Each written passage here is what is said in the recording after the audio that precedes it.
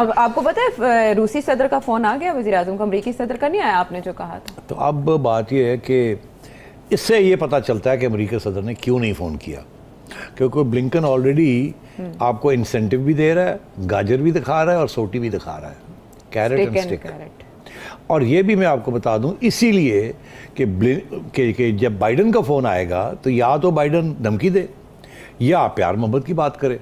अब धमकी तो उन्होंने दिलवा दी है सेक्रेटरी ऑफ स्टेट से, ठीक है। तो अब मेरा ख्याल है जो बाइडन जो है उसी वक्त आपसे बात करेगा या सलाम दुआ लेगा जब उसे ये एहसास होगा इस बात का कि आप कुछ बात उनकी मान गए हैं, आप रजामंद हो गए, आप कुछ हद तक आपने कबूल है कह दिया, कुछ है दिया है, कबूल है। देखिए उसमें बिल्कुल पाकिस्तानी मीडिया एक चीज बिल्कुल नहीं, उसको बिल्कुल उन्होंने वो कहते हैं ना उसको काट दिया, उसे एक फिक्रे को उन्होंने बिलखसूस यहाँ पे एक चीज की कि 20 साल जो पाकिस्तान करता रहा है दैट इज अंडर व्यू, और उसके बाद फ्यूचर कहां जाएगा कि फ्यूचर में जाएगा कि तालिबान के साथ कंटीजेंट कर दिया उन्होंने पाकिस्तान के रिलेशनशिप को। ये दो चीजें उन्होंने की हैं। अब मैं थोड़ा सा इसको मजीद आगे बताना चाहूंगा कि इस वक्त मैं हमेशा पिछले 6-7 साल से कह रहा हूं आपकी डिप्लोमेसी फेल है, क्योंकि आप उनको बता ही नहीं सके अभी तक कि हम कहां खड़े हैं। नमस्कार दोस्तों, जीत हिंदुस्तान न्यूज में आपका स्वागत है। लेटेस्ट न्यूज के लिए चैनल को सब्सक्राइब और लाइक करें, और इस वीडियो के बारे में हम अंत में बात करते हैं। हमारे साथ ताउन भी करते रहे और हमारे खिलाफ भी काम करता रहा Pakistan. How do you see this? देखिए उसमें बिल्कुल पाकिस्तानी मीडिया एक चीज बिल्कुल नहीं, उसको बिल्कुल उन्होंने वो कहते हैं ना उसको काट दिया, उसे एक फिक्रे को उन्होंने बिलखसूस यहाँ पे एक चीज की कि 20 साल जो पाकिस्तान करता रहा है दैट इज अंडर व्यू, और उसके बाद फ्यूचर कहां जाएगा कि फ्यूचर में जाएगा कि तालिबान के साथ कंटीजेंट कर दिया उन्होंने पाकिस्तान के रिलेशनशिप को। ये दो चीजें उन्होंने की हैं। अब मैं थोड़ा सा इसको मजीद आगे बताना चाहूंगा कि इस वक्त मैं हमेशा पिछले 6-7 साल से कह रहा हूं आपकी डिप्लोमेसी फेल है, क्योंकि आप उनको बता ही नहीं सके अभी तक कि हम कहां खड़े हैं। यार या तो फिर जाके खुला के जिस तरह आप नारे मारते हो, झंडे लगा दिए तालिबान के, कह दो भाई हमने किया था, हम साथ हैं उनके। आप उधर एक कदम रख के फिर वापस आ जाते हो, इधर चाइना की तरफ जाते हो फिर वापस आ जाते हो। इस वक्त आपका ओरिजिनली देखा जब चीमा साहब, आपका कोई स्टैंड ही नहीं है, आपकी कोई क्लियर फॉरेन पॉलिसी है ही नहीं है। थोड़ा सा चाइना का थोड़ा सा दबाव आता है तो आप फिर भागने की कोशिश करते हैं अमेरिकन कैंप में, इधर से थोड़ा सा डराते हैं तो फिर आप फिर सी पैक पे चढ़ जाते हैं। आपकी कोई क्लियर पॉलिसी नहीं है इस वक्त। आपको अभी तक यही नहीं पता कि मोईद यूसुफ आपके फॉरेन मिनिस्टर हैं या कुरैशी साहब आपके फॉरेन मिनिस्टर हैं, आपको तो अभी तक यही नहीं पता। अब मैं उसमें ये बताना चाहूंगा कल उन्होंने जो कहा है, जो मैं वैसे ही बताने की कोशिश कर रहा था कि यहाँ पे वॉशिंगटन डीसी में ज्यूइश लॉबी के बाद दूसरा नंबर इंडियन लॉबी का है, वाइस प्रेसिडेंट इंडियन है। और आपको पता होना चाहिए कि जनरल असेंबली के इजलास में मोदी साहब खुद तकरीर करने आ रहे हैं, और उसके बाद उनकी क्वाड की मीटिंग में बैठेंगे और उसमें अफगानिस्तान को डिस्कस करेंगे।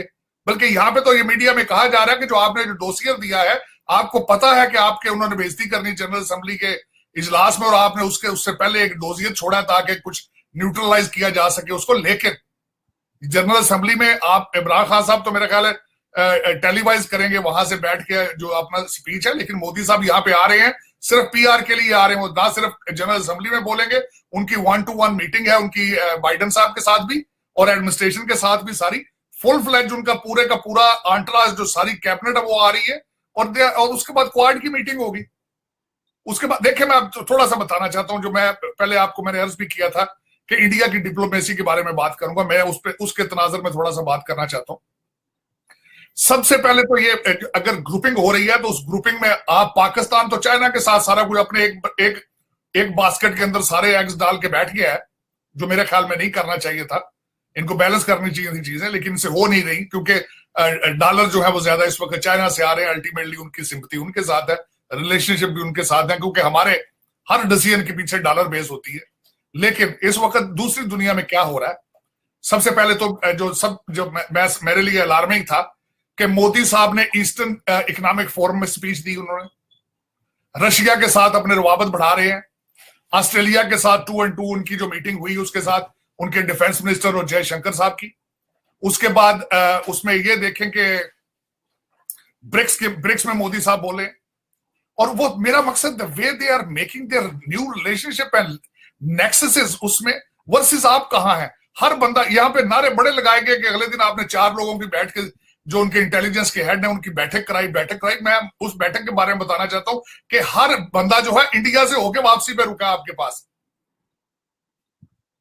वो आप ये मेरा इस वक्त सबसे बड़ा क्वेश्चन मार्क पाकिस्तान के लिए ये है कि अगर तालिबान किसी चीज से स्लिप होते हैं, बल्कि उसमें चांसेस ज्यादा है, उसकी वजह ये है क्योंकि तालिबान एक ग्रुप का नाम नहीं है, वो तो 18 डिफरेंट ग्रुपों का नाम है। उनके अंदर कंसेंसस होना उनका अपना बड़ा मुश्किल है, क्योंकि वो मुख्तलिफ पार्टियां, आज देखें ना, हजारा ब्रिगेड उन्होंने बनाया था, हजारा लोगों को उन्होंने रिप्रेजेंटेशन नहीं दी। इस वक्त इंटरनेशनल लेवल पे अगर देखा जाए तो 4 उनके कैबिनेट मेंबर हैं, उनके ऊपर यूनाइटेड नेशंस की सैंक्शंस हैं। ये सारी चीजें दुनिया देख रही है, और उसमें उन्होंने जिस तरीके से अपने आप को वो एक यूनाइटेड होके एक क्लियर पॉलिसी नहीं दे पाए, तो फिर पाकिस्तान कहां जाएगा? आपने तो कहते हैं ना कि बेगानी शादी में अब्दुल्ला तो पहले दीवाना हो चुका है। तो वो आप इन चीजों को कवर किस तरह करेंगे? आप क्या लोगों को किस तरह, हाउ यू विल सर्वाइव? आपके जो 100-150 लोग डिसीजन मेकर हैं, वो तो सारे लंदन आ जाएंगे, दुबई चले जाएंगे, पीछे मरेगा तो गरीब का बच्चा जब डॉलर 200 का होगा। चीमा साहब, मैं शुरू से इस चीज को कहता था, हमारे हर डिसीजन के पीछे डॉलर होते हैं। जब इन्होंने दोहा में जाके तालिबान को उनके साथ बिठाया था, तो इन्होंने नेशनल को इंटरेस्ट को देखा था। आज जो लोग आपके फॉरेन मिनिस्टर पाकिस्तान में आए, तो आपको पता है डिस्कशन ज्यादा क्या हुई है? फैटफ के बेस पे हुई है, और IMF का प्रोग्राम सस्पेंडेड है, उसकी पेमेंटों के बारे में बातें हुई है, कश्मीर की बात नहीं हुई है, पाकिस्तान के इंटरेस्ट की बात नहीं हुई है। तो जब मैंने बताया ना आपको चीमा साहब, जब आपका जो एक टोला जो ऊपर छाया हुआ है पाकिस्तान के, उनके सिर्फ बीवी बच्चों के और उनके अपने मुस्तकबिल के बारे में पाकिस्तान की डायरेक्शन है, इससे आगे डायरेक्शन नहीं जाती हैं आपकी। मुझे ये बताएं, मैंने 1000 दफा आपको कहा है, आपके CPEC अथॉरिटी जो है नैब से, वो क्यों उसको मुबर्रर रखा गया भाई? वजह, उसकी खास वजह बताएं। आपके 7 अरब का डाका मारा है आपके पप्पू बादशाह ने, उसके बाद रिंग बादशाह जो हमारे पीर बादशाह है, रिंग बादशाह, उन्होंने किया। कोई जवाब है किसी का? ये मदीने की रियासत में ये होना, हाथ में तस्बीह पकड़ के हमें तस्बीह दिखा देते रियासत मदीना। 7 अरब रुपया, मजाक है चौधरी साहब? 7 अरब बड़ी रकम होती। हमारे जैसे बंदे ने जिंदगी में, मुझे सिफर नहीं आते याद, 7 अरब के साथ सिफर कितने लगते हैं? और बच्चे जिनकी दाढ़ी मूछे नहीं आई अभी, वो डाके मार के 7-7 अरब के। मैं वही तो कह रहा हूं सर कि आपकी प्रायोरिटी पाकिस्तान नहीं है, आपकी प्रायोरिटी मनी है, डॉलर है। अमेरिका के मुस्तकबिल में पाकिस्तान के साथ क्या ताल्लुकात होने चाहिए, इसकी नोयत क्या होना चाहिए, आने वाले हफ्तों में इसका जायजा लेंगे। अब हमें ये समझ नहीं आ रहा कि वो आने वाले वक्त में इसका जायजा किस बुनियाद पर लेंगे। सेठी साहब, देखिए, बहुत अहम स्टेटमेंट है, और इस थोड़ा गौर से इसको सुनना चाहिए। वो ये 4 बातें कह रहे हैं।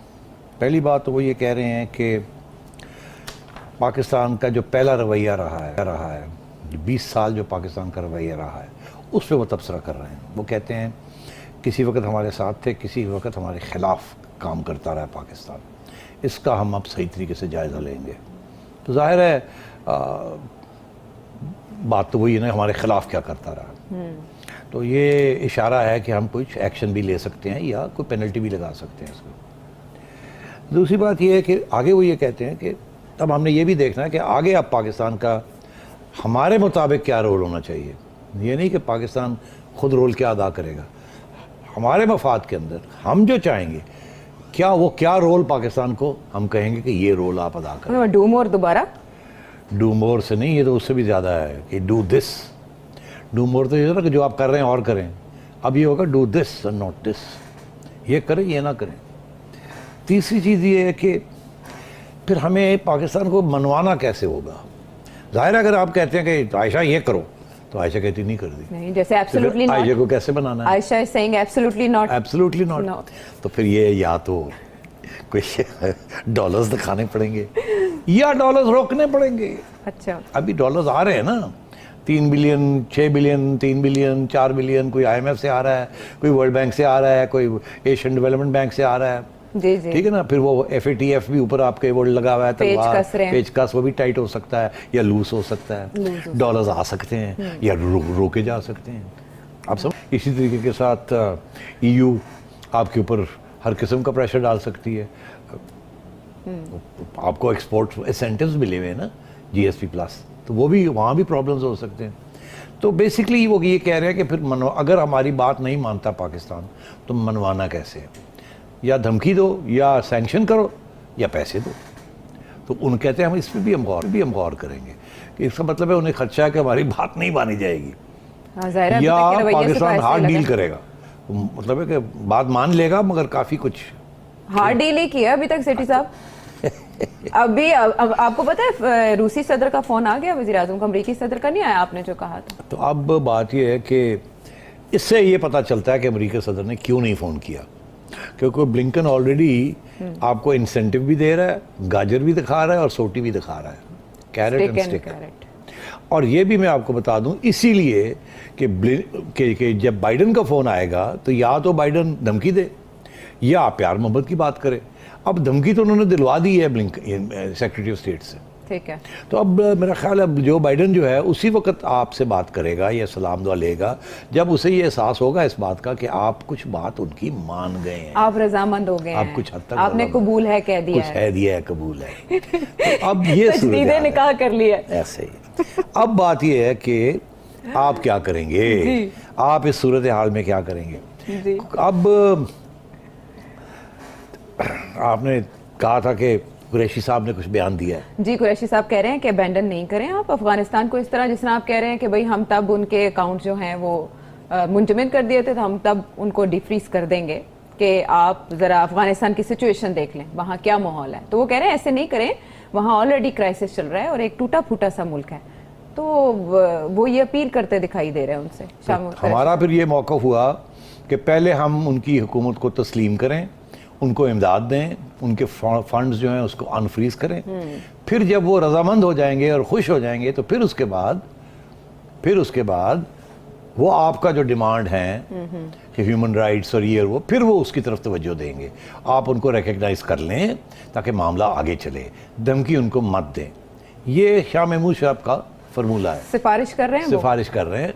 उधर से ब्लिंकन कह रहा है कि तालिब और सारे यूरोपियंस ये कह रहे हैं कि पहले वो हमारे एजेंडे के ऊपर काम करें, फिर जाके हम फंड्स रिलीज करेंगे, फिर हम जाके इनको सपोर्ट करेंगे।